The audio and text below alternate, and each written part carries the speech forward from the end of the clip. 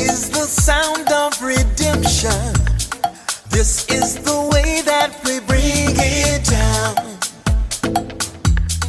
Down, down, down. Down, down, down. Down, down, down. Down, down, down.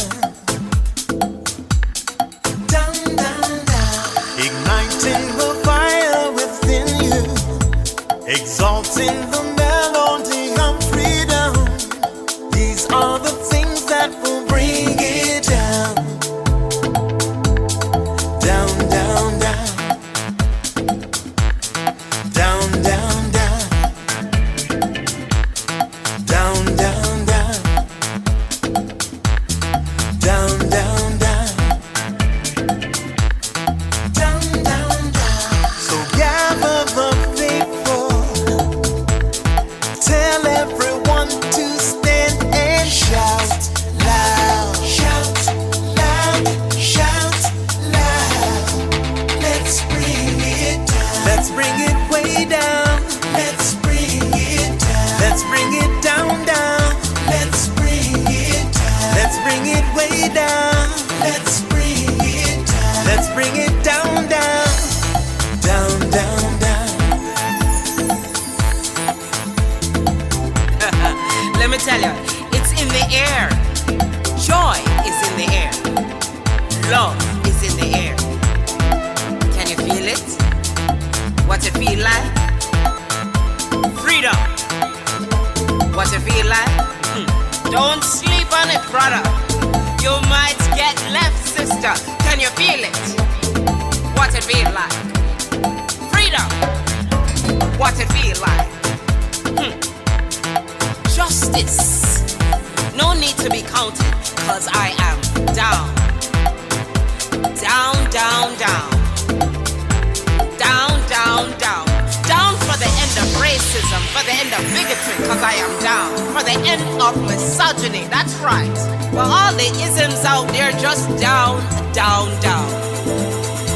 Let's bring it down. Rise up, people. No more foolishness, and let's bring it way down. Riding the river of change into the cries of contrition.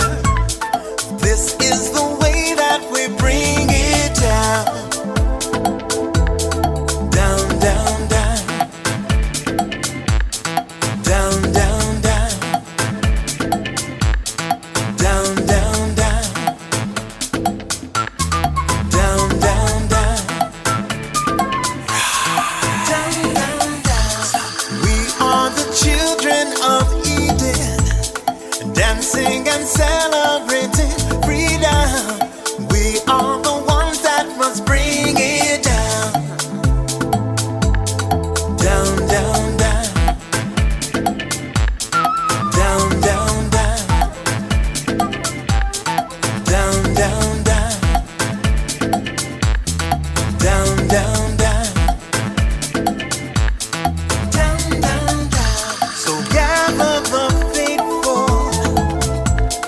Tell everyone to stand and shout loud. Shout loud.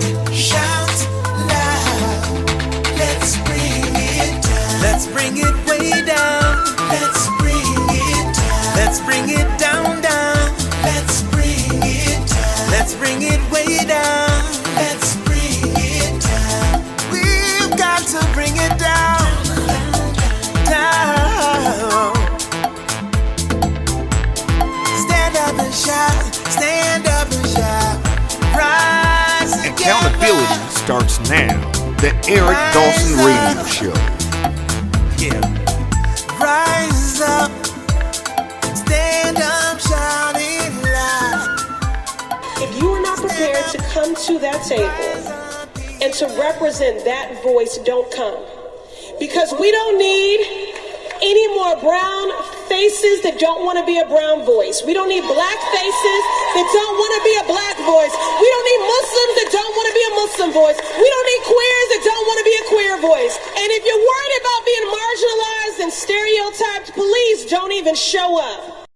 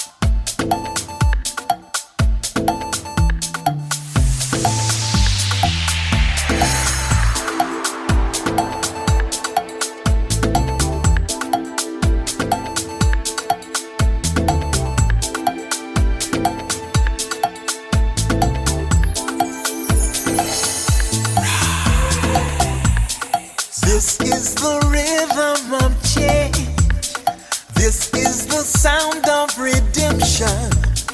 This is the way that we bring it down. Down, down, down. Down, down, down. Down, down, down. Down, down, down. Down, down, down. Igniting the fire within you. Exalting the melody of freedom. These are the things that will bring it down. Down, down, down. Down, down, down.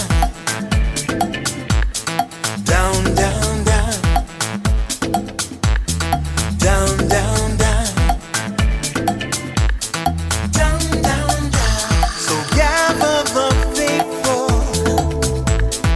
Tell everyone to stand and shout loud. Shout loud. Shout loud. Let's bring it down. Let's bring it way down. Let's bring it down. Let's bring it down, down. Let's bring it down. Let's bring it way down. Let's bring it down. Let's bring it down, down. Down, down, down. Let me tell you, it's in the air. Joy is in the air. Love is in the air. Can you feel it? What it feel like?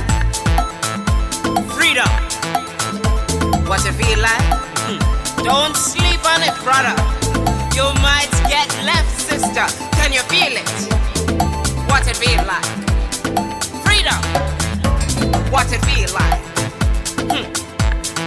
Justice. No need to be counted, cause I am down. Down, down, down. Down, down, down. Down for the end of racism, for the end of bigotry, cause I am down. For the end of misogyny, that's right. For all the isms out there, just down, down, down. Let's bring it down. Rise up, people. No more foolishness, and let's bring it way down. Riding the river of change into the cries of contrition. This is the way that we bring it down. Down, down, down. Down, down, down. Down, down, down. Down, down, down. Down, down, down. We are the children of Eden, dancing and celebrating freedom. We are the ones that must bring it down. Down, down, down. Down, down, down. Down, down, down. Down, down, down. Down, down, down. So gather the faithful. Tell everyone to stand and shout loud. Shout loud. Shout loud. Let's bring it down. Let's bring it way down. Let's bring it down. Let's bring it down, down. Let's bring it down. Let's bring it way down. Let's bring it down. We've got to bring it down. Down. Stand up and shout. Stand up and shout. Rise Accountability together. starts now. The Eric Dawson Radio Show. Yeah. Rise up. Stand up, shout it loud. If you are not prepared to come to that table and to represent that voice, don't come. Because we don't need any more brown faces that don't want to be a brown voice. We don't need black faces that don't want to be a black voice. We don't need Muslims that don't want to be a Muslim voice. We don't need queers that don't want to be a queer voice. And if you're worried about being marginalized and stereotyped, please don't even show up.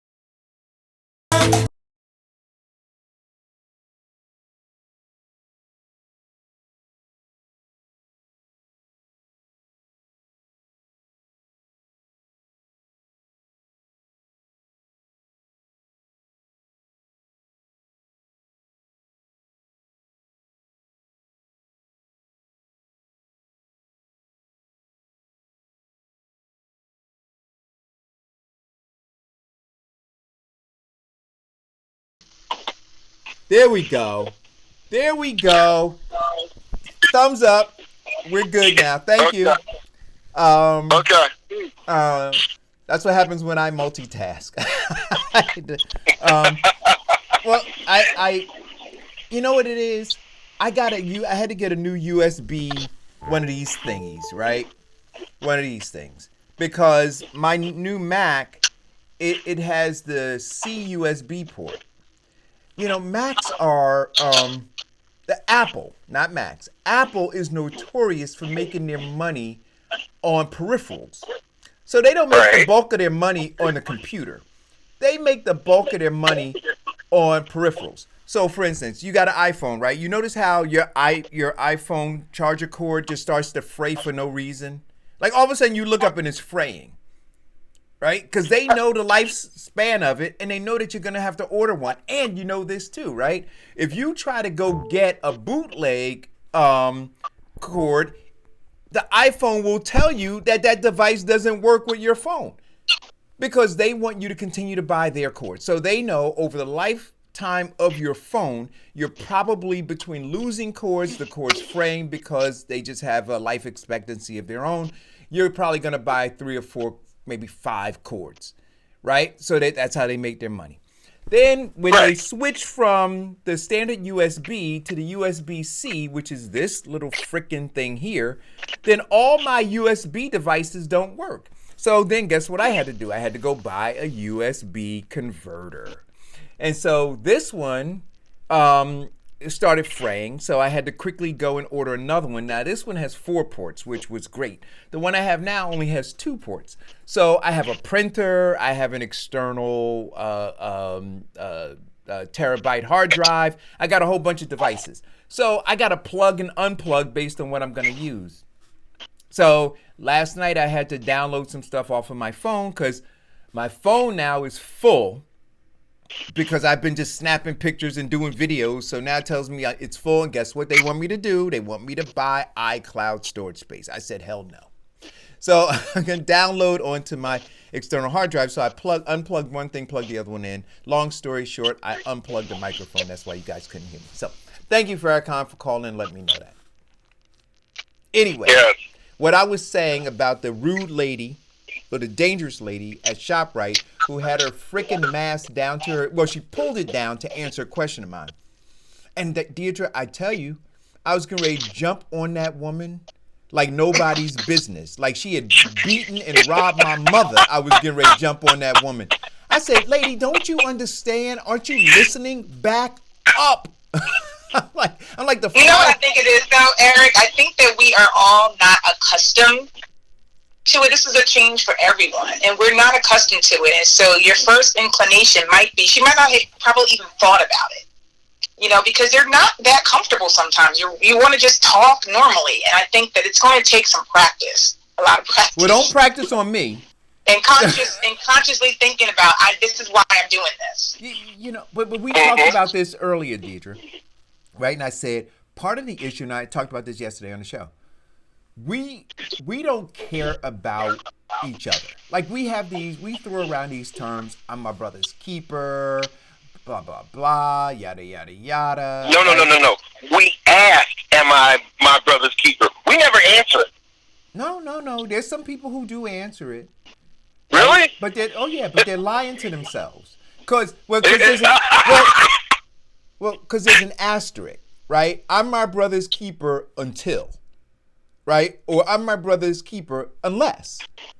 Right? It's not just I'm my brother's keeper. And so because of that, once it becomes inconvenient for you, then you drop your brother like a hot potato and you leave him out there with his ass blown in the wind. And so with this particular woman, I'm saying, yo, I need you to be my keeper because I'm your keeper, which is why I have my mask on. Right? But you disregard me in my life and my well-being, my health, right? The fact that you might orphan my children to tell me where some flour is? Come on. So, anyway, so that was my ordeal. So I'd rather be in the backyard where I'm away from people, still waiting for my gun permit to be approved. So it ain't gonna happen. All they gotta do is just watch one of your shows, Eric. Deirdre said, "What's going on with Eric?" Deirdre, I told you, I'm trying to get the town of Bloomfield. I'm trying to get some chicken cages, right? I want some chicken coops. I want a goat. Now the goat is multi-purpose. I'm never gonna eat it because then I got to get another goat. But I can milk it for the milk. And wait a minute. It's like this man has lost his cotton picking mind.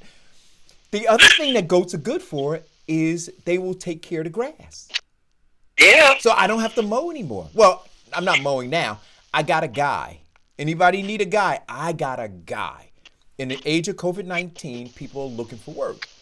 So I had a guy who was charging me $35, but I found another guy who's my neighbor who saw the other guy mowing the lawn and said, "Wait a minute, I'm your neighbor." I said, "Well, you never came over to talk to me. I shouldn't come talk to you." So he said, "Well, how much you paying?" I said, $35. He said, "I'll do it for $25. I said, "You got a deal." So, yes, front, back, edging, weeds, the whole bit. Just came down the street. He texted me this Saturday, said he was coming. I cashed out him some money. Never had to step out of my. I don't want to step out of my house, Deirdre. I'm telling you, I don't want to step out of my house. And so that's the goat. The chickens are for eggs, and unfortunately, at some point, I might turn to eating them.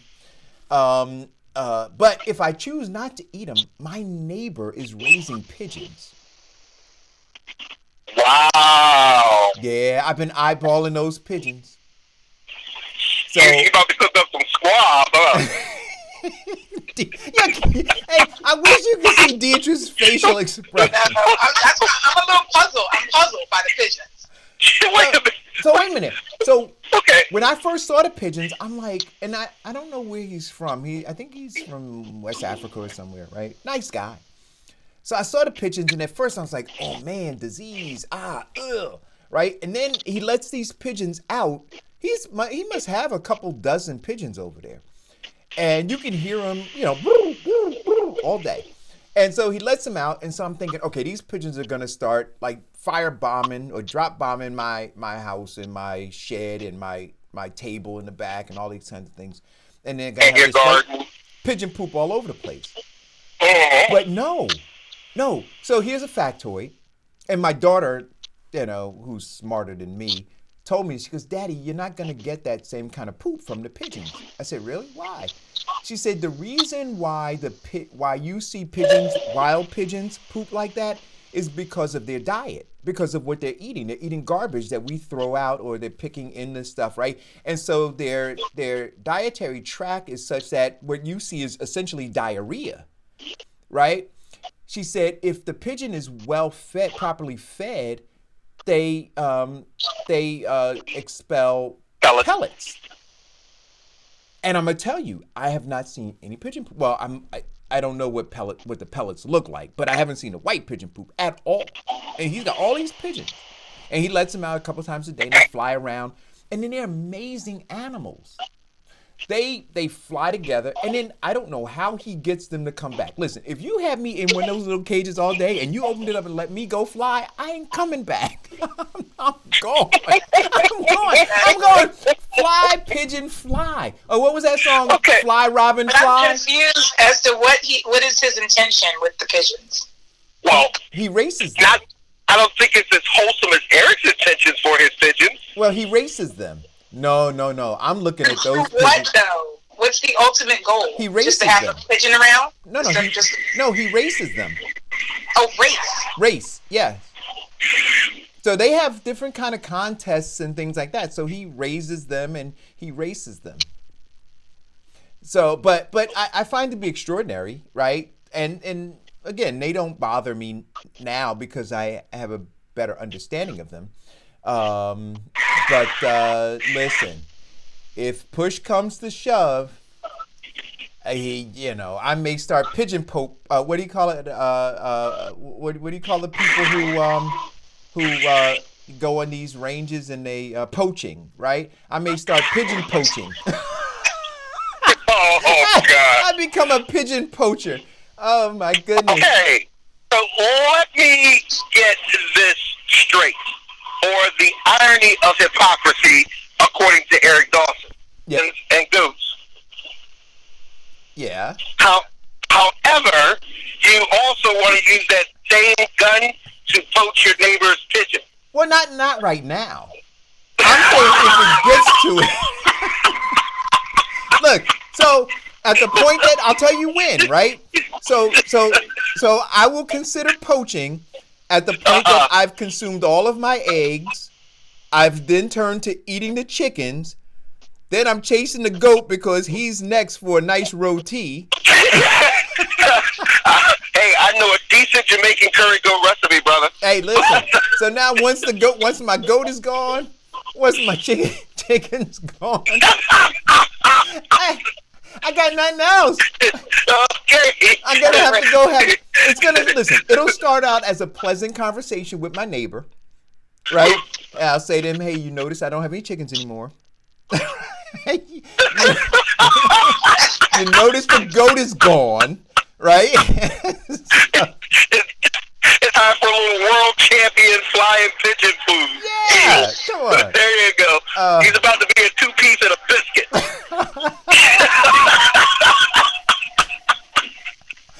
So listen, guys. Let's hope it doesn't get to that. And that's why we have Deirdre Viney here today. Hey, Deirdre, see how I pivoted that?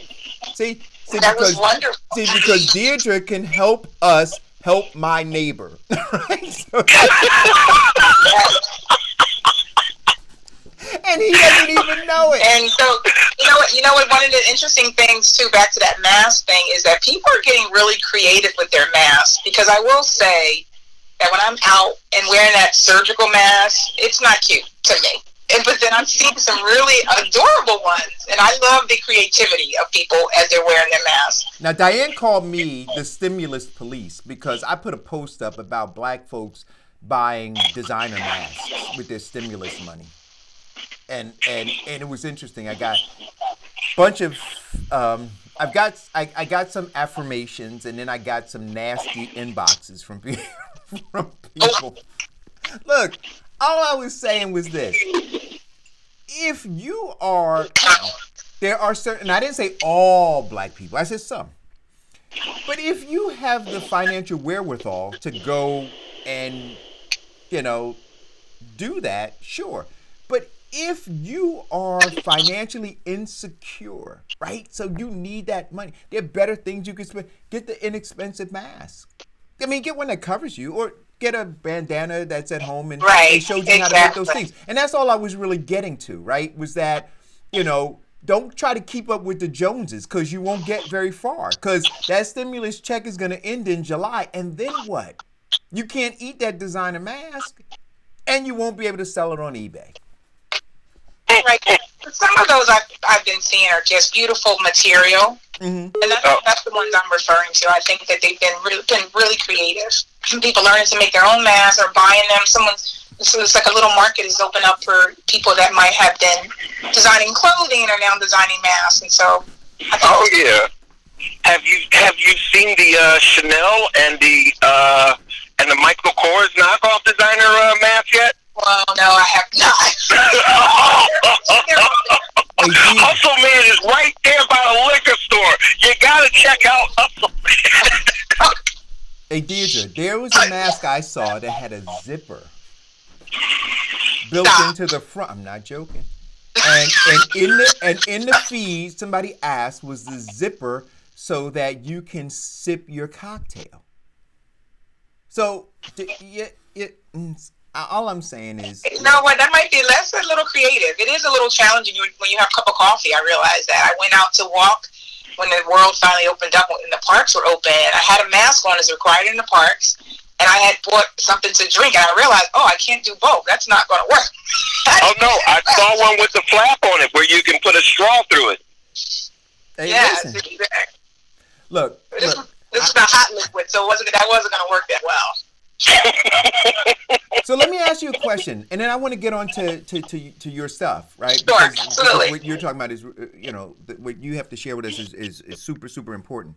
But in terms of, really quickly, in terms of wearing the mask, because there are a lot of reports out there, and people are posting them up there, how dangerous it is, how you're breathing your own carbon dioxide, how you are stressing your immune system, how you'll eventually die of asphyxiation. And look, here is the deal. Anybody who is riding a bike with a mask on, anybody who is jogging with a mask on just isn't paying attention, right? If you're jogging, right, firstly, well, if you're jogging alone, right, so you're not around people, then you don't have to have the mask on. Understand, again, the purpose of the mask. The purpose of the mask is to prevent your droplets, right, from infecting somebody else, and to prevent their droplets from getting into your orifices, your nose, your nostrils, and your mouth, right? That's it. Right. So if there's nobody around and you're doing a strenuous workout, you don't have to have a mask on, right? So in the park, and even this, and I kind of understand them saying, when you enter into these parks, you have to have masks on. And the reason I think that they gave the whole blanket thing, Theater, is because people refuse to apply common sense, right? So if you go to the park and you and your husband and your daughter, your son, are by just the four of you, and there's nobody within like eyesight, you don't have to have a mask on. You really don't, because you're not going to infect anybody. And the shame of it is because the police are so binary that they'll see you and they'll drive a quarter of a mile to you and yell at you for not having a mask on. But there's nobody there. But it's because we have not shown common sense through this whole process that they have to go to the lowest common denominator and assume that you're right? And so then they treat everybody. So when you say, Vincent, you can't legislate stupid, they're trying to legislate stupid because they can't reason with reasonable people. But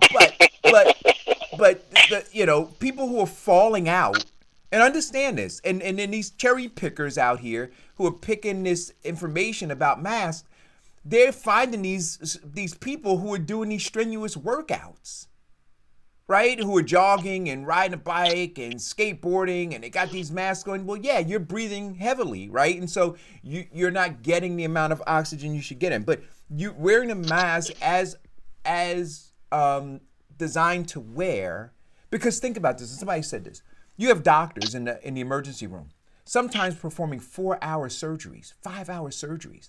Have you ever heard of them fainting because they were in jeopardy of dying from asphyxiation? Have you ever heard that? I mean, I want you to, so let's just use common sense. 4 or 5 hours they wear the masks. So you can wear the mask, but they're not doing aerobics, right, in the operating room. So that's the only point I wanted to make. Yeah, very good points. Eric, today I just want to talk a little bit deeper on social media. Yes, ma'am. And now that I can't even believe the numbers of unemployed right now, it's staggering. And there's going to be a lot of competition out there. Mm-hmm. And when there's competition, how are you going to get your A game up? And one of the things that I want to share with folks today is the importance of really, I'm going to call mining your MINING, your social media presence and profile. Okay. And what that looks like. Because I think that as wonderful a tool it is for all of us to share pictures and insight of words, it also can almost be a mine, if you will, as it relates to jobs, as employers are going to be looking for you there. Sure. And I want folks to remember that anything on the internet stays there forever. And I know that's this world that we're living in now is very different than, you and I grew up with the internet. And so, sometimes I feel, especially having children, that everyone makes mistakes, and there are things out there that but no one's videotaping you at all times or taking pictures of you at all times. But you are in control of what you're in control of. And you are in control of your own social media and what that presence looks like. And so I just want to kind of, throw that out there for some individuals to share on the chat feature, because I know Facebook is a big one that we all kind of communicate with friends and family.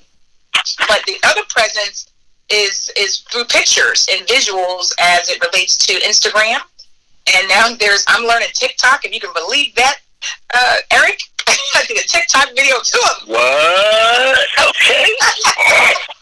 Okay. And then obviously LinkedIn. So I want to dig really deep into those three areas today. Okay. And kind of just explore, what you put out there is a representation of you. And as an employer, when we're looking to hire individuals and my clients as well, we're looking there and we're looking to see how you're presenting yourself, what kind of things you may be saying, and the pictures that can tell 1,000 words, as they say. Right.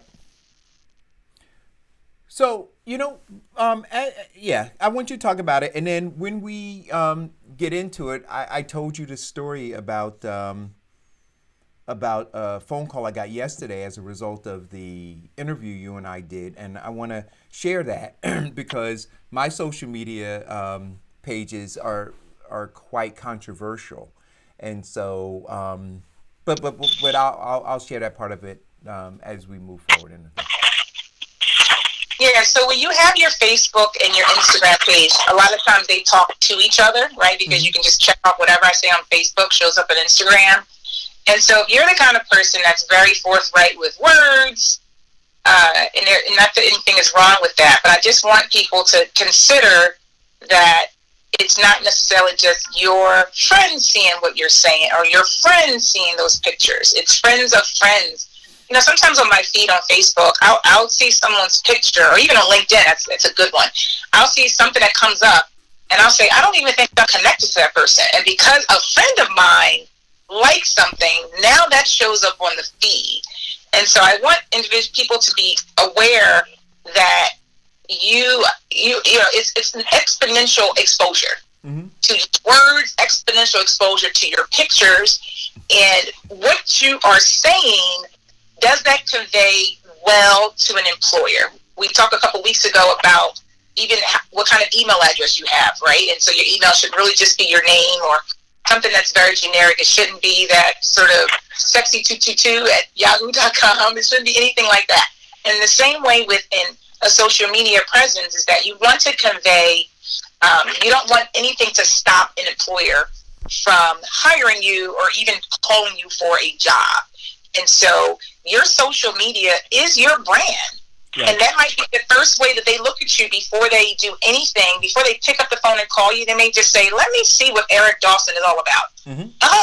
Oh, that's what he's about. and make a decision to call or not. Yeah. And so I want people to be really a little bit more conscious of that as they make that post. And even when they get into heated discussions, that's what I'm going to call it, or on social media, you think just a few people are looking. There's what they're called trollers, right? There are people that are reading but not commenting. Right. You just never know who's in the room. And Deidre, along with the things that you post, right? Because I often say birds of a feather flock together. So to that end, it's not just about what you post, but it's who you friending. Vince, I'm gonna ask you to mute. But it's about who you're friending, right? The things that you're liking, the things that you're commenting on that other people are saying. And so even if you don't put the stuff on your page, if you are commenting or engaging sexist posts, right, cheering on misogyny and other kinds of things throughout social media, and a prospective employer sees that tells them something about you as well. Absolutely. It's funny you should say that, because I think it was last week or the week before show, So I think I have my settings pretty good, and you have to check your settings too as it relates to what goes up on your page without your permission. And that's a key point that you just kind of along the same vein, because I think about 2 weeks ago on your show, I happened to, when you were talking or something, I noticed something interesting where someone had shared they tagged me, and my face came up. This is my personal page, and it was something completely inappropriate. And they tagged a whole bunch of people, and it was obviously to get more people to look at it. And so they won because I looked at it, and it was something that I would not want to be associated with myself or what I'm going to call my brand. Mm-hmm. And so it's important that you police your social media as well and set up those appropriate settings, because if folks can tag you on a lot of different things, that might be fine. If you like you said, birds of a feather flock together.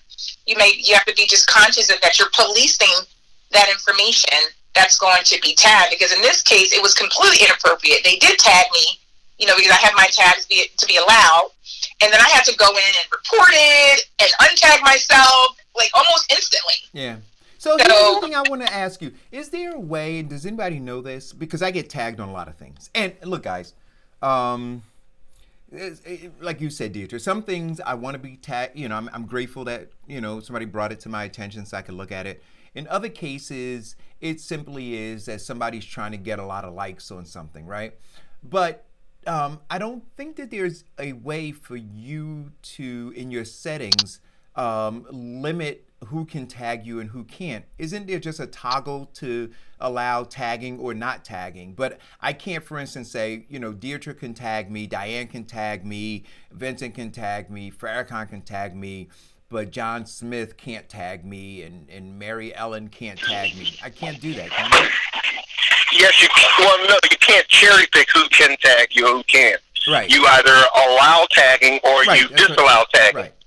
Yeah. So I wish that they would do that. You know what I mean? Because I think tagging is useful. If you're working in a network with people, and you, for instance, Deirdre, you see something, you may go, "Oh man, Eric will find this. I would love Eric's input on this." So you're posting it and you're tagging me to say, "Hey, I'm posting this, Eric. This is going to be something very interesting. Pay attention to it. See what the comments are and how you might want to engage." Well, see, the problem with that, Eric, is that you're doing it for purely altruistic reasons. There are other people who use it for evil. Oh no, I understand that. I'm just saying. Let me give you an example. My Facebook page, running for freeholder. Somebody thought it would be wonderful if he photoshopped a man named Vincent Squire, who was wanted for murder, and Photoshop my picture to that active warrant and tag it to my campaign. A lot of that happens. Wow. And people do that, right? I mean that was done, to me as well. But what I'm saying is this, and you get around that, right? You just untag it, you do whatever. I think that Photoshop. What I think what Deidre is saying is that by the time you catch up to it, the damage is already done. Sure, it's already out there. Right, but you have to make the decision, right? And so I think you have to make the decision about whether you're going to tag or untag, right? To tag or not to tag, that is the question. And it's also what you're in control of too. I think that's the part too. If you're going to utilize social media on a regular basis, and you allow tags, you just have to police that, right? But then the other ones, what you can be in control of is what you're setting out there and what tone you're portraying to the rest of the world. That you have complete control over. Sure. And that's why I want folks to really be conscious of pictures that they post up and, comments that they're making, even on someone else's page. Because as we talked about last week with networking, we feel that it used to be 6 degrees of separation. Now we're finding, because of social media, it is much, much smaller. And it might be 3 or even sometimes 2 degrees.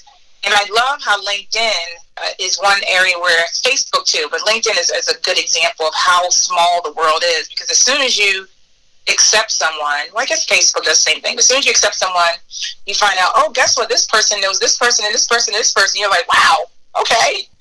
And I think the LinkedIn world is a little bit of a different beast than Facebook, because you may not be as active.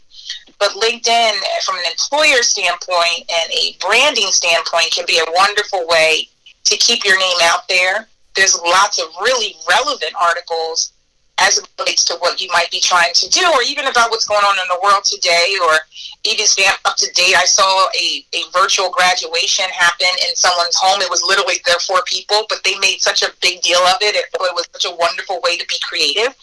And so I think that as individuals are really trying to understand and better utilize, particularly when you're looking for a job, and you're going to have it, those particular 3 are the ones that I am most familiar with. But you want to make sure that you're going on them actively. You're commenting, especially on LinkedIn. Let's say you go on LinkedIn and you're looking for a job, and you start to see a company is posting, let's say, about an article of something related to their business. Why not comment on that? Now your name is sitting right there on their page. There might be a name association, because you never know what employers might be checking their own Facebook page for comments.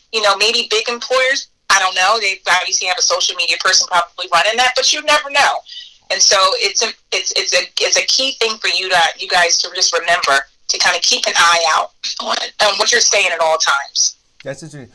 We have 2 callers. We got Diane, and I don't know who the other caller is, but go ahead, Diane, and then other caller. Wait a second. Diane, are you there? Okay, go caller. No, I just wanted to say that on Facebook, when it comes to the tagging, you can set I have mine set so that if a person tags me in something, I have to approve it before it can hit my timeline, and my friends would be able to see it. So, if you tag me in something right now, it won't go through. I get a notification that says, "Hey, Eric Dawson has tagged you in a such and such. Do you want to approve it?" So then I can go through it, see it, and approve it before it will link to my page and to anybody that's associated with my page. So you can at least do that. Right. So I have that set up, and I got a lot of those things in the queue that I've never gone in and deleted them. They're just all there if I go and look. But the thing that I'm talking about is when I wake up in the morning and I go to look and I see like that number 9+, which shows comments. And then when I go look at the comments, it's because somebody tagged me in their post, right? And people are commenting on their post. Now, that doesn't show up on my timeline, but it is just a pain in the ass to have to, then I go and untag myself. But like I said, sometimes I do want to see it. So there are things, for instance, that you've tagged me in, right? And I don't untag myself. I go and I look because it's relevant to the space that I'm, operating in, as Deidre says, to my brand, right? And so, maybe part of the thing, Deidre, as opposed to eliminating the tagging and those kinds of things, is eliminating some of the Facebook friends, and I'm using my air quotes, right? Because they're really not friends. These are people that we've accumulated to be able to collect and say, oh, we've got 4,000 friends, or we've got 2,000 friends. But to start to identify, if we're trying to manage our brand, that some of them are liabilities when it comes to our brand, and that if we start not just eliminating their ability to tag us, but maybe removing them if they are detrimental to our brand, that might be a way to go too. Of course, another reason that people tag you is it's called when they tag you, they actually tag your crowd and your followers. So they're getting not just you to look at it, but they're getting people who follow you to look at it. Oh, no, I understand that. I'm just saying in terms of protecting the brand now, because that's really where we're at, right? Yeah. How do we protect our brand?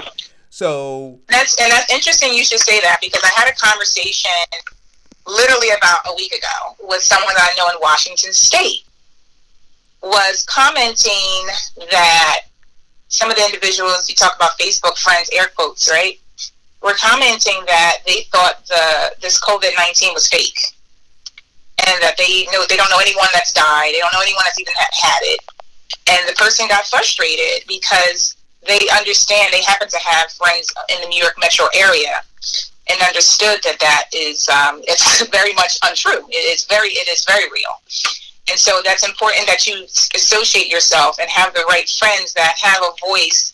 I won't say the same as you, because you want to have all different voices, but you want to, you don't want to have those individuals in your sphere that's going to frustrate you more. Right. And then they start tagging you with nonsense. Yeah. You want to be in the same ballpark, right? Maybe playing the same sport. Maybe see it differently, but at least you're playing the same sport. When you're aligning yourself with people, and I've started doing that. But to the point about branding,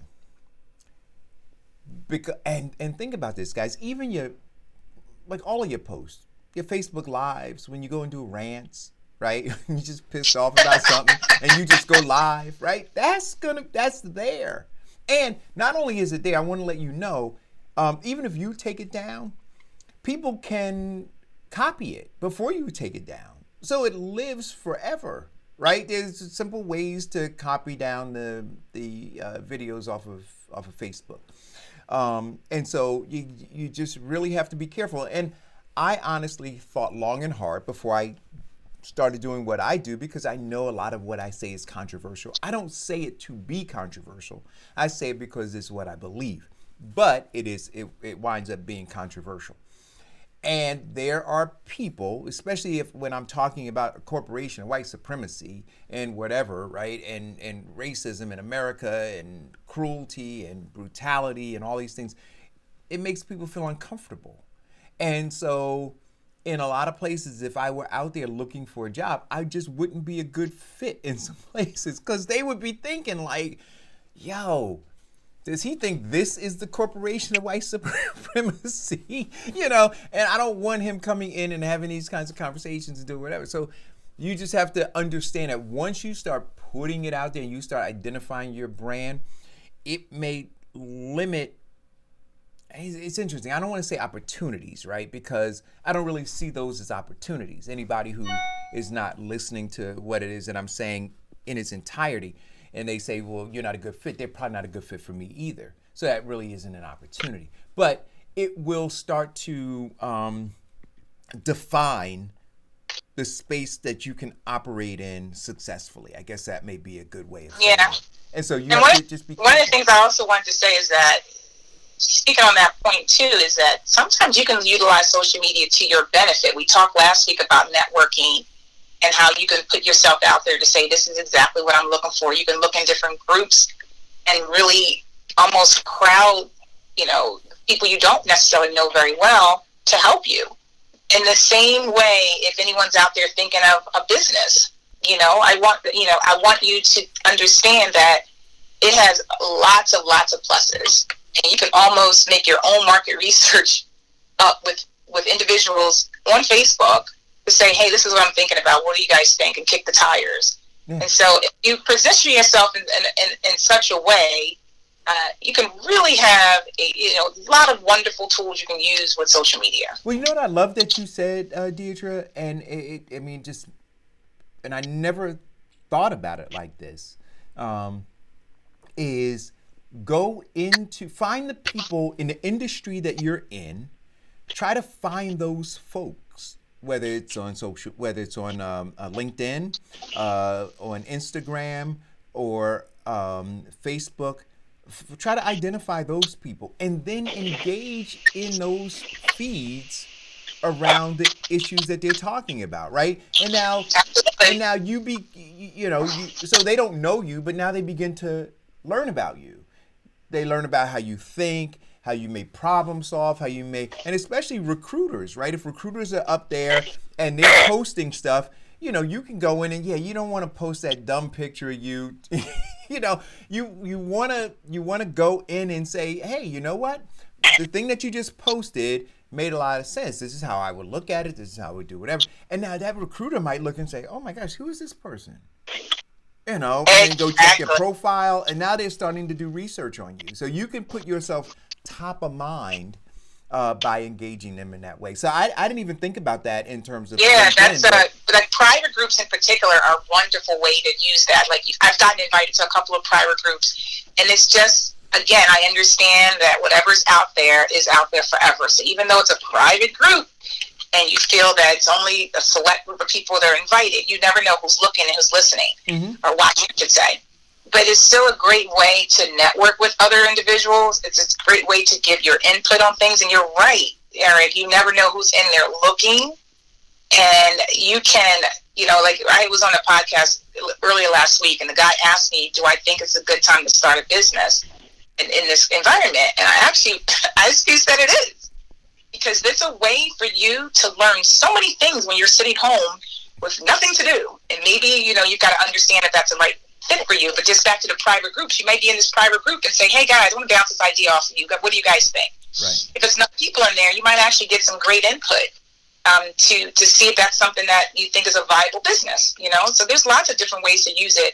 But just recognize at the end of the day, that's representing of you, your brand. And that's why Facebook, I love, you actually have to be a real person. That they're not allowing people to see. I mean, I'm sure there's still these pseudo people out there. You can make creative ways to do that. But I hope that people, most of the people on there are real people. One presence. But look, guys, at this point, it shouldn't be about quantity. It should be about quality, right? So correct. I'd rather have 100 quality connections on Facebook than 5,000 people that I've always got to worry about tagging me in some crazy nonsense or coming in and putting some inappropriate image in a feed or in a thread. So quality, not quantity, and look to also. Here's the other thing. I think try to challenge yourself.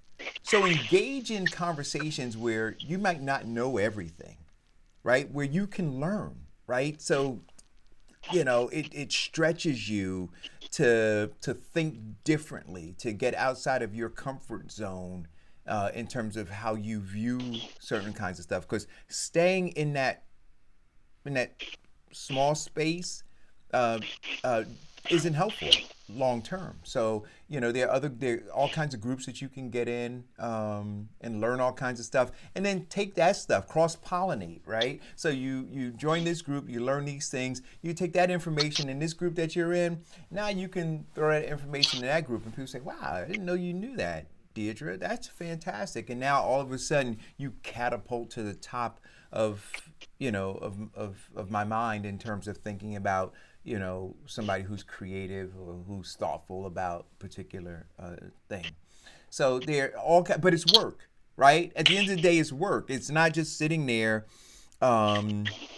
just posting nonsensical. And I'm not saying, look, that you can't watch the DJ challenges and all that other kind of stuff. That's cool too. But in the course of a day, the hours that you spend on social media, the question is, what investment are you making in your brand so that you can, at the end of the day, withdraw on that investment? And so if you're not making anything, if you're not making an investment, there's nothing to withdraw.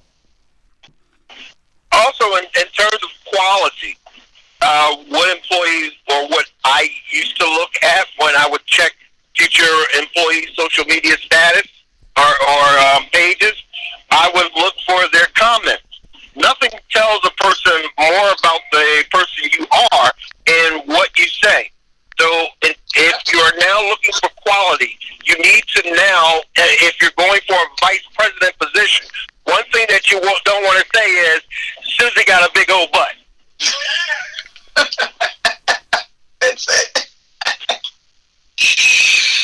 Yeah. Understood. Yeah, your comments are really important. Your comments are key to keep in mind. And I love how you can dialogue, like you mentioned, Eric. You can dialogue with individuals. You can learn something. Someone can open up your horizons to something that you might have thought otherwise. Yeah. So, and sometimes as an employer, we're looking for someone that's engaging too. We're looking for a thought leader. And so if you have I'm going to call it very active social media profile, where you might be publishing articles or you might be, commenting on really, deep discussions, and I'm trying to find a certain level of person, those things might be really key for me to consider.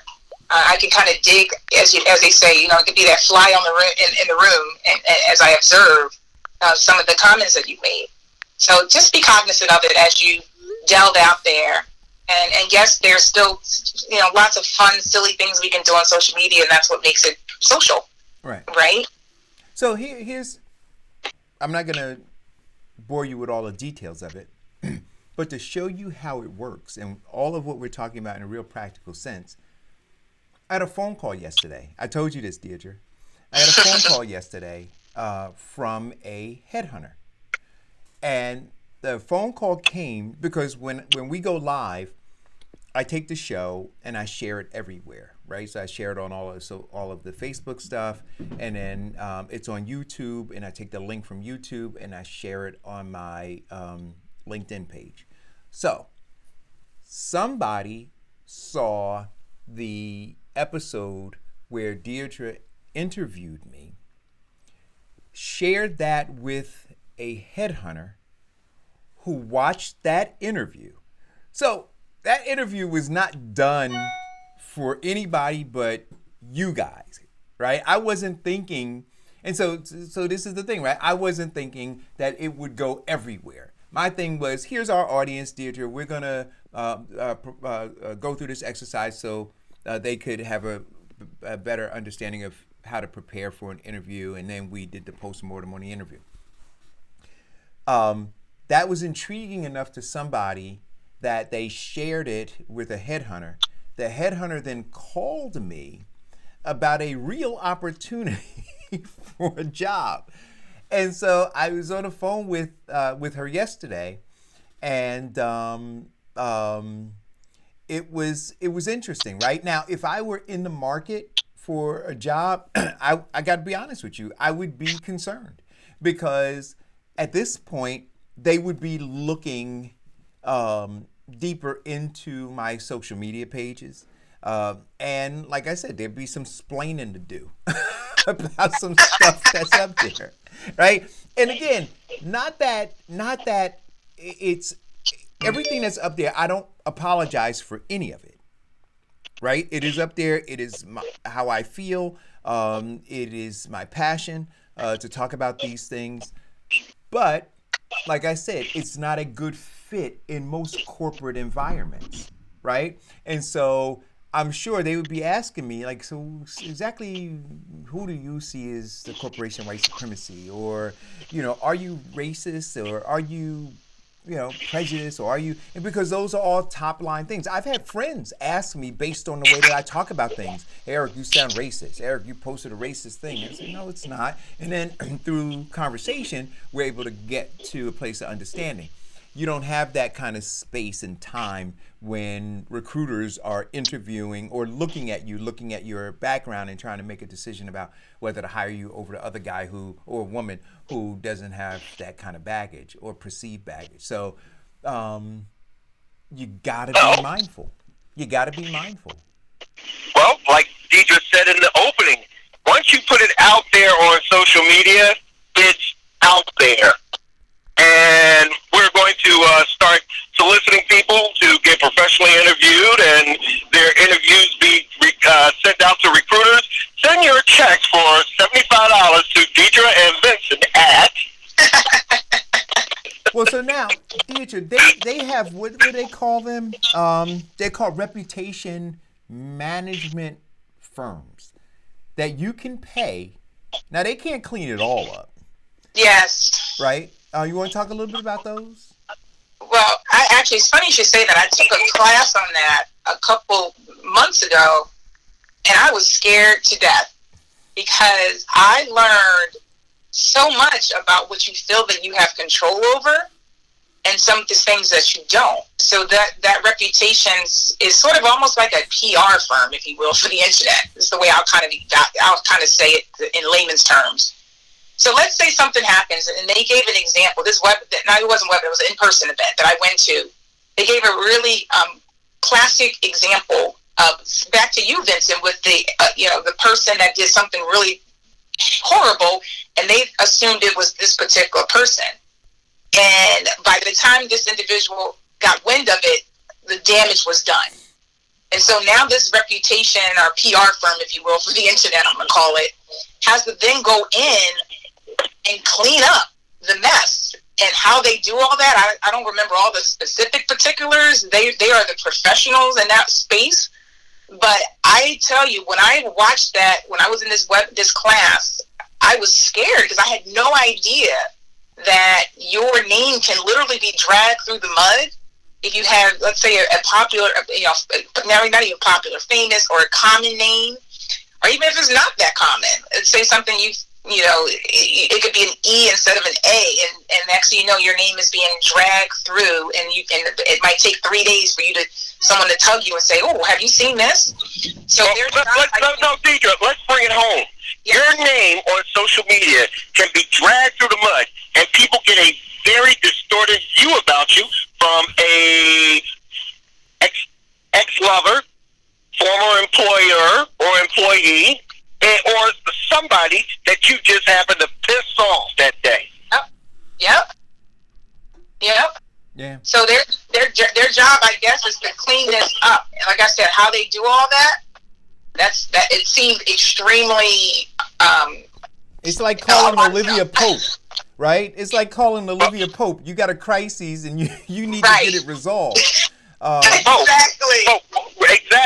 I found out that while I was going through the court process, that my name was on the dark web in terms of social media, running for freeholder, gaining popularity, now suing the state. They were now targeting jury members with fake media about me and fake media about my attorney. When I go to treatment for my proton therapy for my cancer, I find in talking to a group of elderly, middle-class white men that they are targeted with fake media about Dr. Fauci, Joe Biden, and President Trump. Yeah. So that reputation defender, I used it. I know exactly how they work. It is a great thing to have. Trust and believe. Yeah, so maybe you can elaborate then, because it seemed, I remember when I was in that class, I was blown away at, you think you don't need something until it's bad. Yeah. And then you have to try to get it cleaned up. Yeah. Okay. Well, basically what they tell you is this. When a social media tag is basically a link. So computers are based upon algorithms. Certain things like your name. So if you have a common name and someone has an axe to grind, or let's look at it positively. You want to increase the brand of a certain person. So typing in that name, publishing it on Google, and it getting hits brings that more positive story. Every time it gets hits, it becomes more of the forefront because the algorithms are based on whatever the squeaky wheel getting the grease, or whatever hits or story gets the most attention, because what they do is they market behind that story.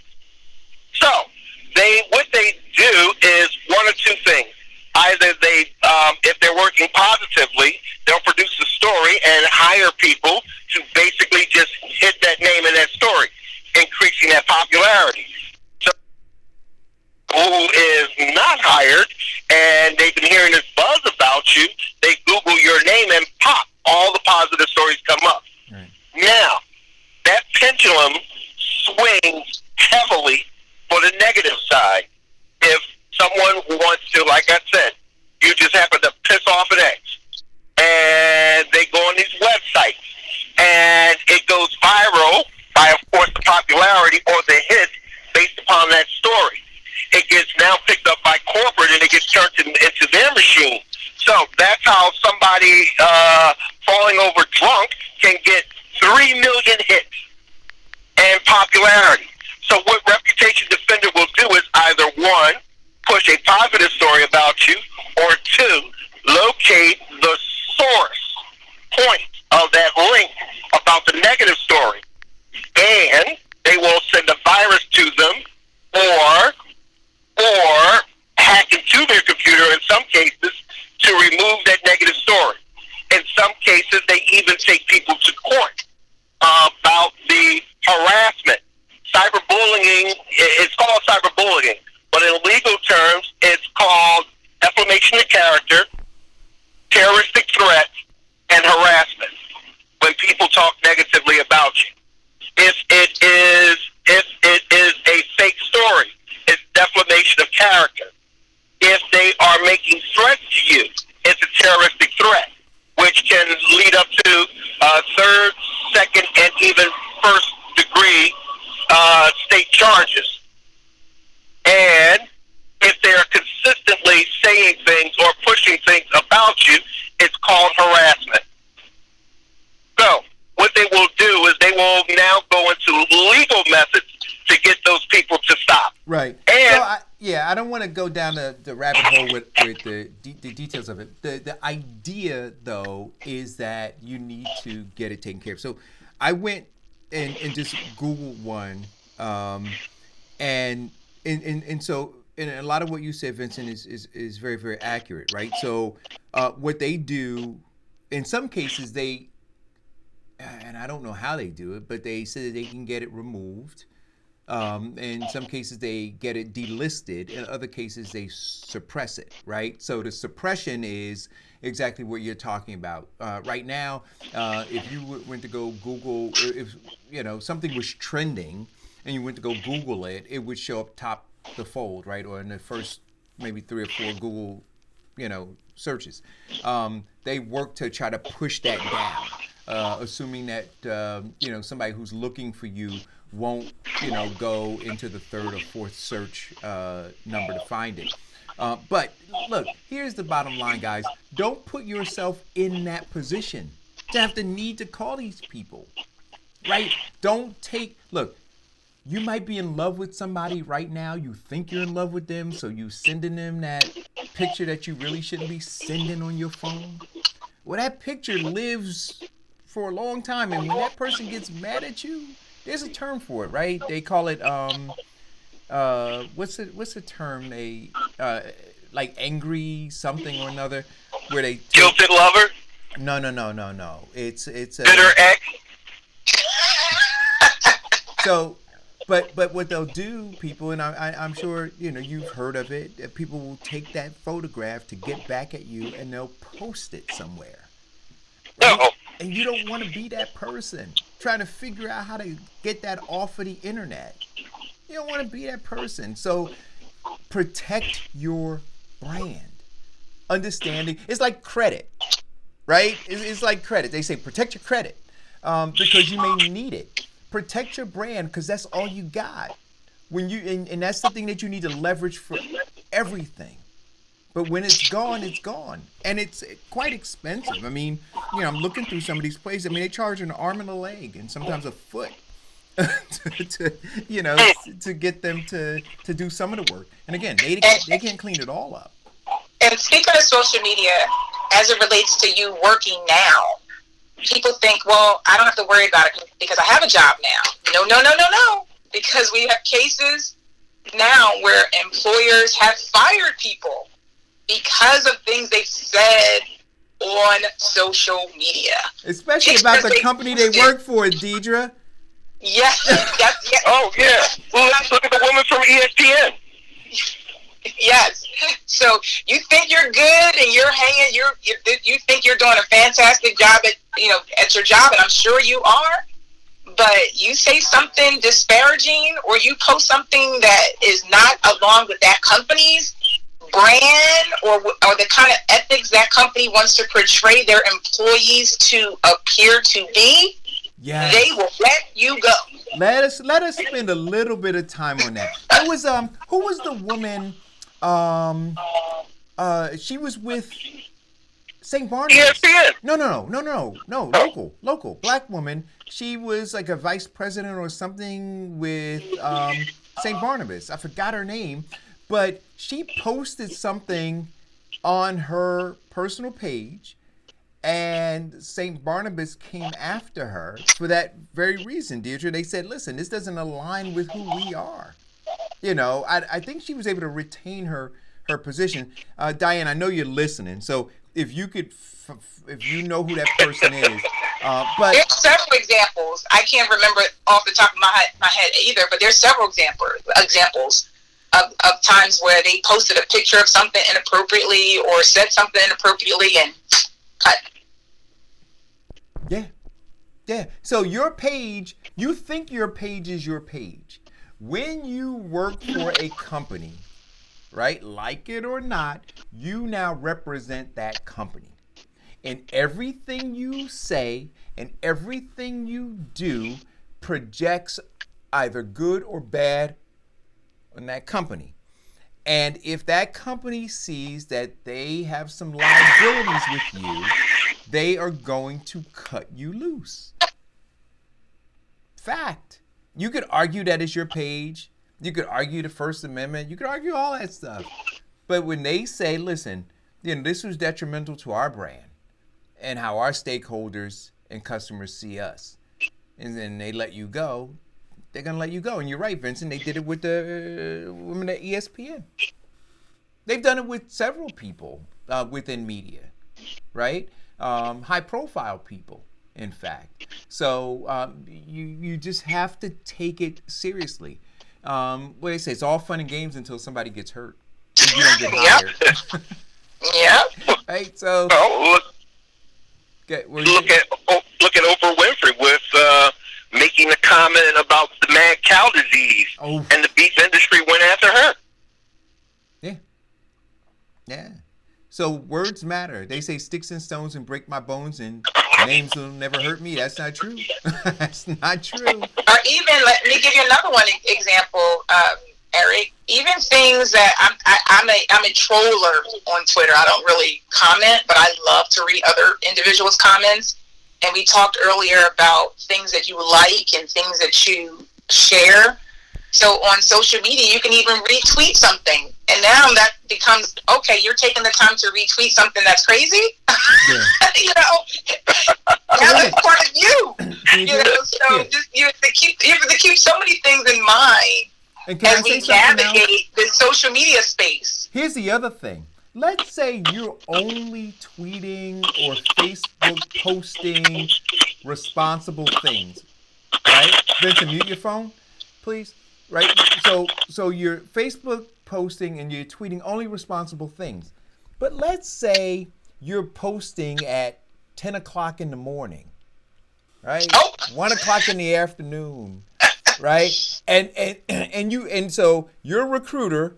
I'm gonna let you pick up where I'm gonna leave off, Deidre. I know where you're going. So now you as a recruiter ask me, are you currently employed? And I say, yeah, I have a job. And so now you're going and you're looking, so you don't find anything that's offensive in terms of the content. But what you do notice is that I'm posting during work hours. And I'm posting a lot during work hours. That's a problem, isn't it? It's a big problem. There's a lot of, that's a whole nother segment too, Eric, because, there's this whole adage of, well, my time is my time and I'm on break and what does that look like? And, but there are folks that lose their job for I'm going to call that stealing time, because yes, a post can be super quick, but the thing about Facebook or Twitter, they all have timelines. And I can see, don't give someone a reason. That's my point. But let's say you were in dialogue with someone for 20 minutes back and forth. You can see that, and it's 9 o'clock in the morning, and that's clearly not a break time, or in the afternoon. And so those are really critical things. The same way if you were at work and you're sitting there chitty chatting on your cell phone when you should be doing your job. I mean, those are synonymous together. So you just have to keep in mind that what you think is sort of really secretive and private might not be.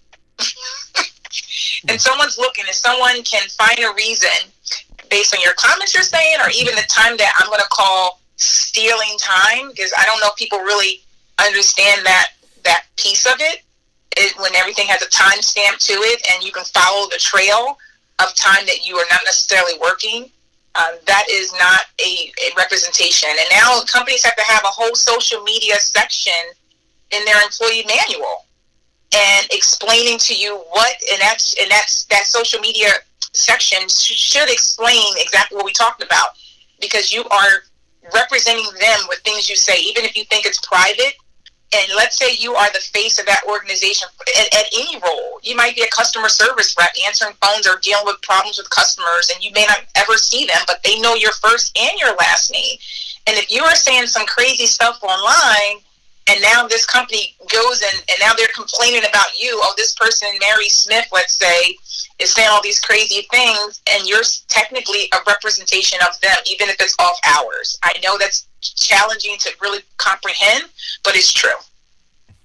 You have to decide what's important to you, right? Is a livelihood, is a career, profession more important than you having a social media page where, you know, you get to, you know, rail away, you know, at an issue, and you got to make that decision. But somebody is looking, like you said, Deirdre, don't give them a reason. You know, right. Don't give them a reason. Can we talk a little bit also? So this is if you're not employed, but you're looking for employment, or you're employed, right, and you're looking for another job. In your current job, there are things that are set up because we did it. You know, I worked at several companies where the IT department had it set up. Your computer is not your computer at work. Oh, that's a good point. That's true too. Your computer is not your computer at work. It is so sophisticated, folks, that I could go to IT department and I could ask them to pull up a log to see what sites you went to, how long you were at those various sites, what things you clicked. I had a person in my creative department who spent her day shopping online, you know, and we had to call her in and then so she denied it. No, I'm doing work, because, you know, she had her monitor turned a certain way so you can't see what's on her monitor, and then she had the quick button to hit so that her screen would go to sleep and all that. None of that works, guys. None of that works, because all I have to do is go to IT and say, hey, can you let me know what they've been doing for the last 20 minutes? They can pull it up. That's all part of that employee manual. That's all part of your conversations when you start a job, is that if you're at a computer and it's not one you bought, and even if it was one you bought, but 9 times out of 10 it's not going to be, right? You're going to start a job and it's going to be that computer that they give you. Everything that's on there, every email, every correspondence, it belongs to that employer. So just if you're keeping that in mind and you're doing the right thing and you're working, that's really, you know, critical for you to remember. Everything is out there. Mm-hmm. You think it's just your Gmail account that you're on? Well, it's that Gmail account on that company's computer that is now open game. So I'm sure there's lawyers in the room that can speak to that, but it's a really interesting conversation that I've had over the years with companies. Yeah. You know, it gets back to that stealing time, because you cannot have a job and then think you're going to shop or do, you know, other personal business during that particular period of time when you know you have, even let's say you have an hour break, which you were clearly not shopping online for an hour. I can show proof, and now there's lots of technology that relates to that. So, you know, individuals just have to be smart about it, because especially in a time when we have record numbers of unemployment, record numbers, and so therefore, I'm not going to see the best version of yourself, because it is a job. They are paying you for a work. They expect output, and that's it. And you can take all that Facebook posting and all that kind of shopping. You need to do that stuff after hours at home. That's the easiest way to do it. Keep it clean cut on your own computer. Absolutely. Diane? I have 2 funny stories. Uh-oh. So going back to when I worked in corporate for AIG Insurance Company, I had a coworker who used to get a high volume of phone calls from her family members and would be on the phone for hours having conversation. She ended up getting hit with a telephone bill from the company that she had to repay, and they deducted it out of her check until she paid it back. Wow. That's one. Mm-hmm. Now, this one is more recent for your millennials. So for all you Apple users, Mac users, you know there's a feature where you can link your phone to your Mac. So your texts will come right through the Mac while you're working, and you can see it and respond instead of using your phone. So this particular company, the IT guy was reviewing and updating the computer for the employee, and a text message came through on the laptop, and he saw the text message. Apparently, the employee and a couple of other employees had created a group chat, and they were talking about the administration executive staff. So the computer guy went back to the executive staff, told them. They pulled up all of the text messages on the Apple laptop that came through her phone, and saw that they had tons and tons and tons of text messages about them, and had given them all pet names. Had given them all pet names and talked about how they didn't like them, the various things that they did. So now the executive staff is saying, oh, we're doing all this stuff, build up employee morale. And then this group that was in this text message was talking about how this sucked and how that was horrible and why did they do that? We didn't want that, and I threw it out, and all of these different things. The employee ended up getting fired. Wow. Yeah. You think that nobody's watching. The job of executive management, I don't know if you guys could hear that. I got a cat who's going crazy right now. I don't know if you heard that. It sounded like water buffalo upstairs. Yes, Eric, please mute your cat. Yeah, bring that long rifle out. Hey, I don't want anybody from Peter to call me. I'm joking. Not gonna do anything to the animal.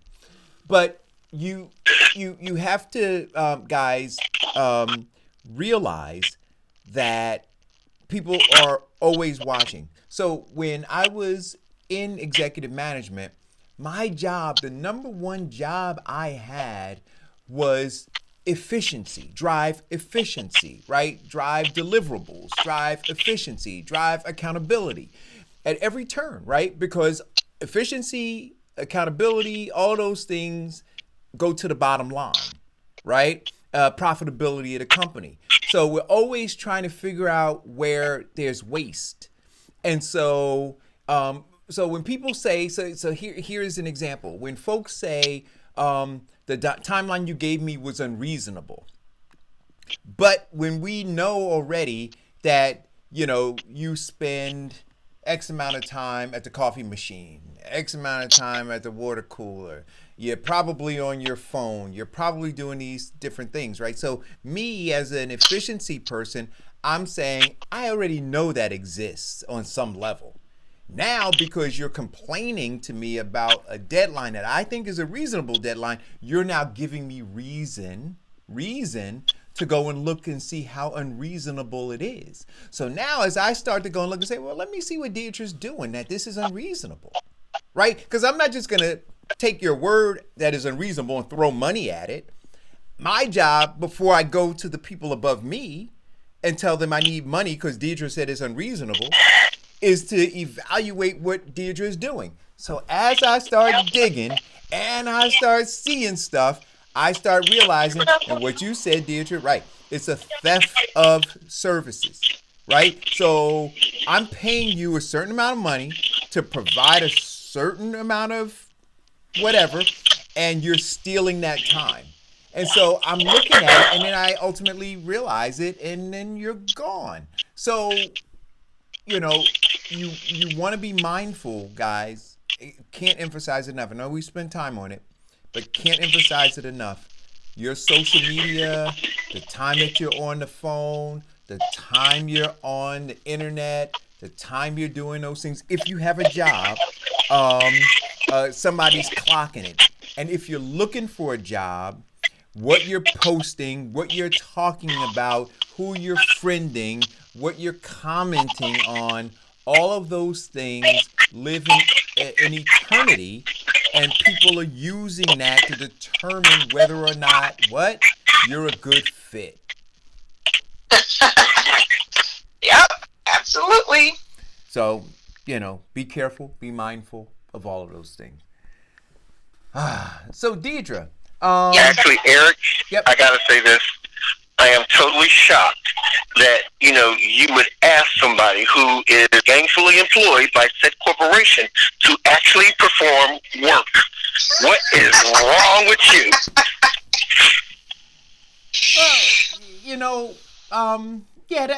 that whole thing is interesting too, right? And one day we'll do a show about that. That people work hard to get a job, but they don't work hard to keep a job, right? Or I don't even know if they work hard to get a job, but they're trying to get a job, and they polish themselves up. They say all the right, or try to say all the right things, and then as soon as they get a job, the first thing they try to figure out how to do is not do work. They try to figure out how to cut the corners, right? They try to figure out how to go, who's leaving early? How do I get that done? Who's not getting this done? How do I not do that? How do I find the group of people who are bitching about the company and become a part of that? We do a whole show on that because it's ridiculous. I've got a show idea. Deidre, how would you like to interview me? Oh my! I feel honored. Well, we already did that. I got to turn a different twist to it. No, well, just like you interviewed Eric. Okay. Straight up, raw. One of the things too, I'd love to, Vincent, but I was going to say, Eric, as it relates to... Know what I would rather do, Vincent? I don't know if that's your phone, but mute it, please. There we go. What I'd rather do, unless we can figure out how we're going to get something additional out of an interview, what we're trying to obtain, I'd like to do an exit interview. Oh. See, because... you know what I'm talking about, Deidre. Yeah, I do. So I'd like to do an exit interview because you leave a company, right? And they allow you to come and talk about your experience with the company, what you didn't like, what you liked. And they tell you this. They say, and we're doing that so that we can improve, right? So we'd like to, to get a sense. You've been here for 4 years, and you're moving on now. But in order for us to improve how we do business and how we interact with our employees, we like to conduct this exit interview, and then they'll ask you a series of questions. But yeah, I love exit interviews because you're right. Sometimes you don't realize that it wasn't just money. There was other things involved. And unfortunately, sometimes an exit interview is too late because now the person is leaving to learn some really critical things you wish you would have known along the way. But nonetheless, as an exit interview, you have other employees working at the company. Now you can try to either improve their life, and maybe there's a manager that's an issue. Maybe there is some area that has been, a concern that no one really wants to bring up because they don't want to be the one to complain about something. You can learn a ton of things if performed, well, and the person's honest, because now they're off the door. So you would hope they would be very honest. So, like I said, Vincent, if doing it a general, this means I don't get my interview. Well, I just want it to be edifying. So if we could figure out what the end goal is, then yeah, sure. I think that it works. But I think that, either in place of or in addition to, we need to, I'd like to work on doing an exit interview so people can glean from that, what to expect. One of the things I was going to say real quick, though, Eric, was just about there's some individuals that might be working from home or looking for working from home jobs as our world is changing, and that's an area. Just not to harp on that same point, but if you don't have FaceTime anymore with your employer, and now they really only could look at metrics of your output and the time spent on the computer. And all those things are really critical.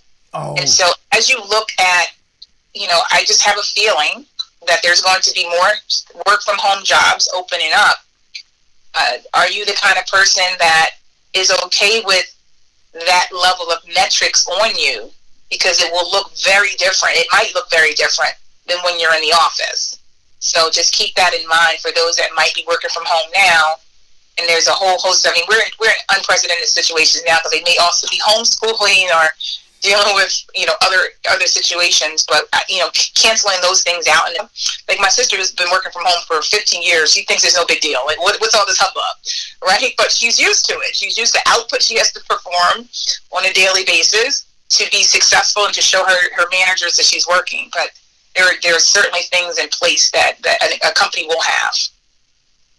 No, you are 100% correct. It's the only way for them to be able to determine it. It's output, right? Deliverables. And again, because you're home now. All right. So if you had to think about this, if you had bad habits when you were in the workplace, so you had to turn your computer, or you had to close the door, or you had to lie and run behind the stairwell in order to do. Now you don't have that, right? You're kind of free at home to do it. And that presents for you, because you're not disciplined, a lot of opportunity to fall into a ditch. Because now and look, as much as I love the audience that listens to the show, if you're supposed to be working at home, don't comment in these threads. I gotta say that though, right? You understand what I'm saying? Come on. We're just practical here, guys. Because you're supposed to be working. What time is it now, right? It's 11:38. You're supposed to be working. So if you're commenting in the thread and your output, your deliverables don't get met, then maybe your boss is saying, well, why didn't get met? It was reasonable timeline, and maybe they start looking to see what you're doing. Yeah, well, what they'll see is that you got 300 likes on Facebook from your comment. Yeah. So be very, very careful, because you now have to be more disciplined than you ever were.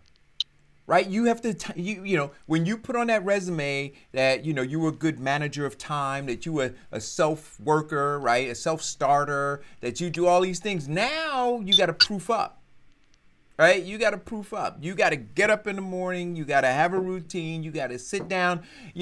If you've got a kid at home and they're watching some show on television, you can't be enticed to get up from your computer and go and sit down on the couch and watch that show with them, even though you might want to. You have work that you got to get done. So it's going to be really interesting. And you know what, though? In the end, I think companies are going to win out. I think companies are going to win out. I think that they're going to wind up with. I think they're going to wind up weeding out the folks who are incapable of doing this, and they're going to find the people who can work in these environments, because a lot of companies are. And we talked about this on the show, and then about a week or so later, they were talking about all over the news. Companies now are looking at remodeling the way that they do their business, right? Having a large percentage of their people be at home for a number of reasons. One, because pandemics are not going anywhere. We're going to, have to deal with these things. Companies are realizing that if they do it right, they get more efficiency, because you don't have the commute time to be concerned with, right? You don't have you're not going to have the person saying, I can't make it in today because there's snowing, or there's an accident on the highway that I travel on. Right? None of that is going to be relevant, right? You just get out of bed, you log onto your computer, and you begin to work. And they can see when you logged on and when you ultimately logged off. So some cases you don't even get out of bed. Yeah, and then the other thing that companies are realizing is that they'll be able to save money on real estate, right? Whatever that square footage is that you're taking up in that building costs that company money that company doesn't have to pay for anymore. So, hey, but I want to ask this question, Deirdre, and I don't know if you know the answer to it. If I am working from home, my light bill is more now because I've got my lights on. When I was out at work, right, I'm leaving at 6 o'clock in the morning to go to work, and I'm not getting back home until, 5 or 6 o'clock. So my lights are not on during that period of time, right? But now my lights are on. I'm using electricity. Do you think that companies are going to compensate? I know some do, right? But I do. do you think that more are going to compensate for that, because that is an expense that these people have to take on? Or You're right. Yeah. or are they simply going to say, listen, it's a trade-off, right? You don't have to pay gas now. You don't have to pay commuting costs. So even though you're paying that, you're not paying these other costs. Think it's Well, no, wise? actually, Eric, the business trade-off is this. Like with corporations that would pay you travel time, they're not paying as much travel time because you're working from home, but they are paying like billable time or utility time to compensate for your electricity. And in some cases, we put some dedicated phone lines in people's houses and pay for those. Yep. And internet. Yep. Obviously, Yep. internet. Yeah. Yeah. Yeah. You have to find a way that's going to work. It's going to be a win-win for everyone, and to make that person more efficient. So. Wow. So, hey guys, listen. So, I hope you guys, we try to drill it into your heads. So go back and start cleaning it up. And if it's that messy, guess what? Just suspend your account. Right? Start all over. Right? That's a good point too. Right? Just like you look and say, you know what? It is so bad that there's no way that I'm going to be able to go and clean this thing up. Just wipe it out. Just end it. Just end it. Tell Facebook, I want to end it all. I'm going to start anew. And the same thing with the other accounts, because it's not worth it. I saw, Deidre, I forgot the ad that I saw, but I couldn't believe it. 38 million people file for unemployment, somewhere around there, right? 15% unemployment rate. And like I keep saying, that unemployment rate number, 15%, but I want to know what the underemployment rate number is, right? Because that number attached to the unemployment rate number has to be frightening. So, well, we did that 2 months ago, Eric, when we were on your show. We talked about the actual underemployed people being affected, or the income. They're looking at 80% of the people will be unemployed who have an income ratio of 30,000 to 40,000. There were 43% who would be unemployed with an income of 50,000 to 65,000, and there is a 31% who would be unemployed for an income ratio of 75 to 180,000. Yeah, the numbers are crazy. They're absolutely crazy. But I saw an ad yesterday for Indeed, and it said 500,000 jobs, and they're available, and they're uploading 50,000 jobs a day, or something like that. The ad was. I think I got it correct. There are jobs out there. As dire as things seem, and I'm not saying that they're not bad, there are opportunities out there. You've got opportunities available now for people. If I'm not I do. Right? So it's not like everything is come to a screeching halt. You have to you guys have to figure it out. And things, we talked a couple weeks ago just about the type of businesses that are starting to get busy, or that were busy, that never slowed down, like your food or whatnot, manufacturing. They never really slowed down. But now the world is starting to reopen, at least in the New Jersey, New York area. And there are companies that are making adjustments for what that looks like with their new staff, and, still being able to practice social distancing. We think that masks aren't going away anytime soon. From what I've been reading and talking to other folks, it might be part of our dress code, if you will, going forward. And so just keep that in mind as you navigate looking for jobs, that might be just part of it. And ask those good questions of those companies, because you're still interviewing them. Even high unemployment, you need to be comfortable. You want to not, it's back to your point about trying to figure out how to get off early and all that kind of stuff once you get into a job. You want a job that you're comfortable with, that you feel proud of talking about. And one of the most important things to do when looking for a job, even though the job market is tough, I think one of the things that a lot of people who are interviewing you look at is your attitude. It's the most important thing that you carry in presenting yourself and putting your best face forward. Because a lot of interviewers know that, yeah, times are tough right now. But what they're looking for is someone who can see that, possibly maybe the glass is half full rather than it's, completely empty. Right. Right. Attitude is everything. That's even when you're looking for a job, because if you're humdrum and you're not taking it seriously to a certain extent because you've been out of work for a really long time, and I know that gets probably really depressing after a while. That's why, for me, when I gave my 10 tips webinar, which is still available on YouTube, we talked a little bit about having that positive outlook, because you need to set goals for yourself as you're looking for a job. We talked a lot about cleaning up social media. That might be part of your goal. Every day I'm going to look at social media for 1 hour. I'm going to clean it up. I'm going to comment on LinkedIn. I'm going to look on jobs there. 1 hour. But so, keep those kind of schedules in mind as you navigate looking for a job. What do you think about this? So let's go back to social media for a second. If I am looking for a job and I'm a designer, right, a graphic designer, but nothing that I post on any of my social media speaks to graphic design, doesn't that say something about me too? Right? Like, if that is the space that I'm in, wouldn't it behoove me to curate content around graphic design to position myself as a thought leader, or at least somebody who values the profession enough to say, hey, listen, this is top of mind to me, right? But if you go to my page and I'm a graphic designer, and if we assume that the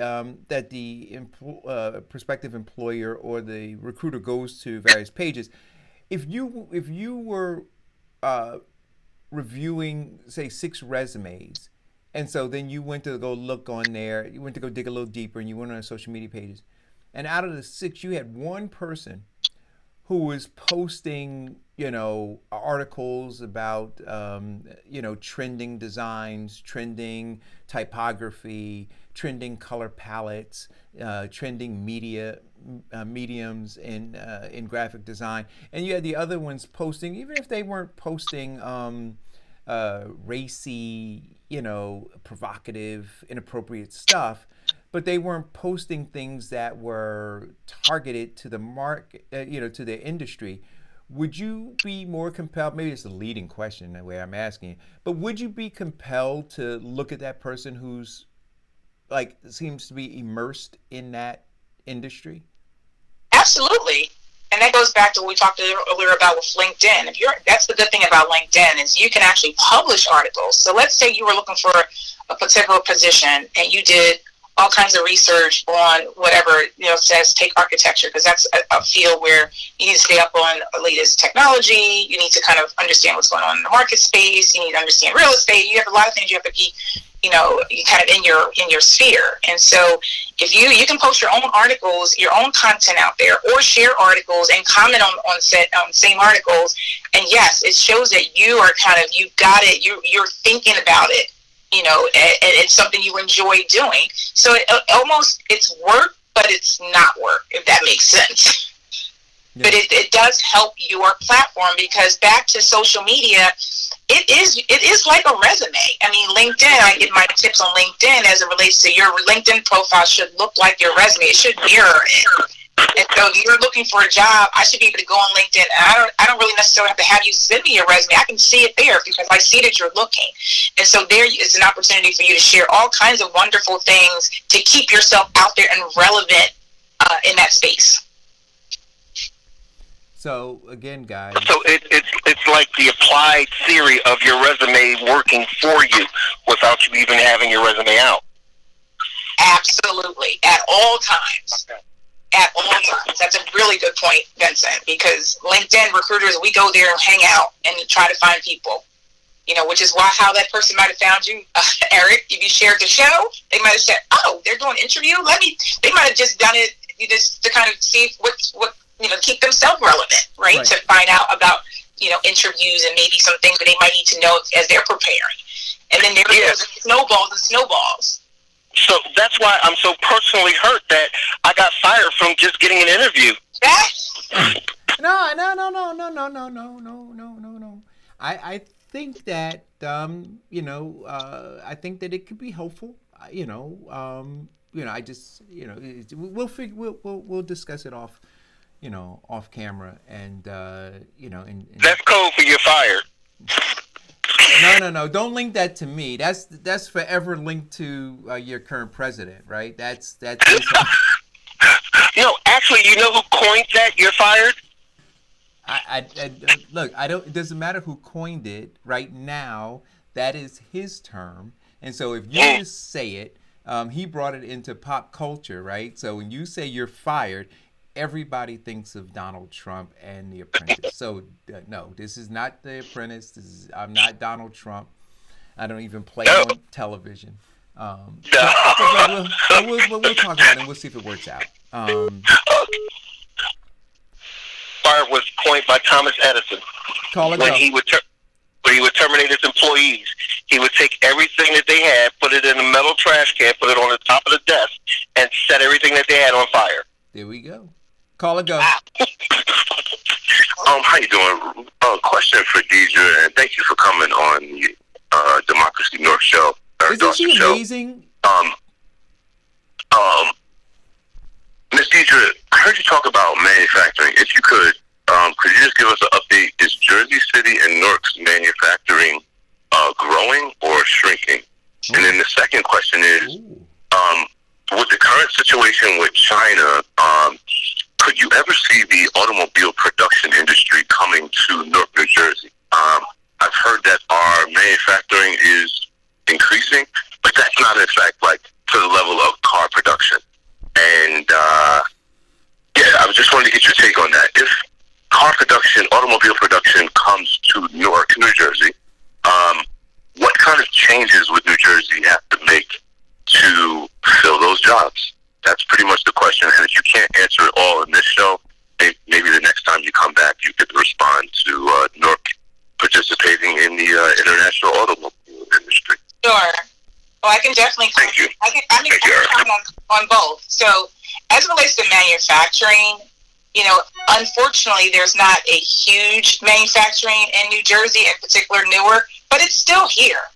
I mean, as you know, and I think as it relates to Newark and production of cars, I have not read that. So that is actually super exciting. But I think one of the things that is challenging in our New Jersey space is the cost of doing business here. And that's something that's, we need to get it. We can't, that's an elephant in the room. We can't, say that it's not true. It's a lot more expensive to operate real estate in New Jersey as it is in PA or some of our neighboring states that comes down to dollars and cents. And so that's why we kind of have had over the years a flight, if you will, of manufacturing in particular, because they typically need larger land space to do their job. And they found it in other states, unfortunately. And I'm hoping that they obviously bring things back to New Jersey, but the real estate market is a big, big factor. Hello, Diane. Hey guys, I'm looking in the feed. Deidre, there's someone in the feed looking for a job in logistics, but can you give your information, how people can find you if they're looking for a job or if they're an employer looking for employees? Thank you, Diane. Yes, absolutely. So interestingly enough, I wanted to say this before we go off the air, Eric, because I know our time is limited. I'm going to put in my feed our link to our website because we are open for business. We've never closed for business, and we are always looking for people. And you know what else we got to do? And you got to stay on me on this, because you see where Diane's ad is up at the top. We have to stay on this so that we get yours done, and we can display it not only on Tuesdays, but we can have it in a rotation as well. Yeah, that would be great. So remind because me. we do have jobs open, and I was going to say is that we're actually doing a webinar tomorrow for businesses that might be trying to evaluate what's going to happen when everything returns to normal. And it's actually called 5 Tips to help your business prosper now in the age of COVID. And so some of the things I'm hoping to share tomorrow with some business owners, and I'm actually being joined by a guy who's known as the LinkedIn guy, Gerbert Abraham.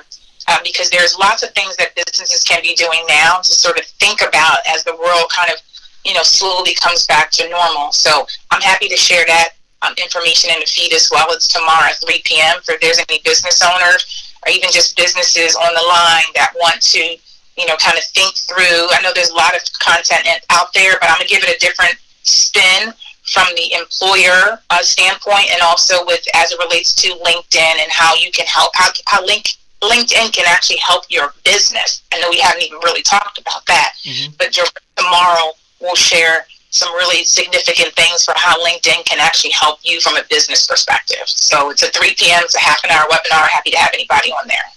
All right. So that was Pamela Cartwright that asked the question. And Pamela, Deirdre just put the information in the thread. You can also click her name and shoot her an inbox and, and connect with her if you need to. So listen, guys, we are going to have to figure this out. We're going to have to figure it out. We try to give you the information here on the show. It would behoove you to heed the advice coming from, particularly, if you choose not to listen to me, I get it. Sometimes my 4 cups of coffee sends me off the deep edge. But Deidre, who has 20 years experience doing this, listen to her, right? Take her advice. Make sure you reach out to her. She can be a part of strengthening your network, right? We talked about that a couple shows ago, right? So I don't know. Did we cover everything, Diane? Did we cover everything, Vincent? I believe so. Right. So we gave you guys. Deidre, you were wonderful as always. Thank you. A wealth of information. Yes. Gotta do it. And guys, gotta plug. And Diane, it's always refreshing to hear you. Oh, stop sucking up, Vincent. Don't stop sucking up, Vincent. We'll do the interview. Don't suck. And then also, guys, hey Diane, can you put Diana's link in this thing too? Yes. If you guys need to get your resumes refreshed, or you need to get. Yeah. So you know what, Eric? Last week I was on Tuesday, and I talked about Diana's doing that. We did a joint webinar on how to do a resume, how to get your resume up to date, and she gave a wonderful presentation on Wednesday that I can also share in the feed because I posted it to our YouTube link, my Express Employment's YouTube channel, and I think she did a fantastic job. There was a lot of nuggets in there to how you can update your resume and get it going. She even shares some things about virtual interviews and how you can put your best foot forward on that side. So I'm happy to share both those resources and hoping to do something with Diana again. It was an excellent webinar. We had a lot of people in there. They asked a lot of really engaging questions. Yeah. You know what I want to, Vincent, along with doing it, I know we're out of time, Diane. What I want to consider, we'll talk about this off camera, is the possibility of not just doing the mock. You did the mock interview with me. Vincent wants to have a mock interview, but I think that some of our listeners who are actually out there looking for employment, right? If we could pull some time to maybe occasionally do one with them, so that we can really take a person who's looking for work, right? Who is trying to figure out how to get it right. That's why I said make your checks payable to Deidre, Vincent, and Eric. And then if they would be willing to open themselves up to it, we could do that, and it would help them certainly, and for people who are watching, it might be of some help to them too. And then kind of do some like before and after. Like, so here's how the person started, but then after some coaching and some whatever, here's where they got to. Look, we're trying to polish you up, right? You're a diamond in the rough. We want to polish and buff you up and put you out there in your best light to give you the competitive edge, guys. The jobs are out there. You just have to compete for them and be willing to do the work to do so. Thanks for tuning in. Vincent, thanks a lot, man. Deidre, like Diane said, always a wealth of knowledge. Diane, we got to talk offline about that pound cake, but we'll do that. I'm sucking up for my next dessert. That's what I'm doing. Well, I'm getting ready. I'm cooking braised oxtails tonight in a nice red wine sauce. Oh, there we go. There we go. So maybe I'll stop by you, Diane, and then stop by Vincent. So then I'll have dinner and dessert. Thank you. I need to see Vincent's photos first. Oh. Okay. Okay, no worries. Vincent. Talk to you guys tomorrow. Thank you. Talk to you soon. Be safe. God bless everyone.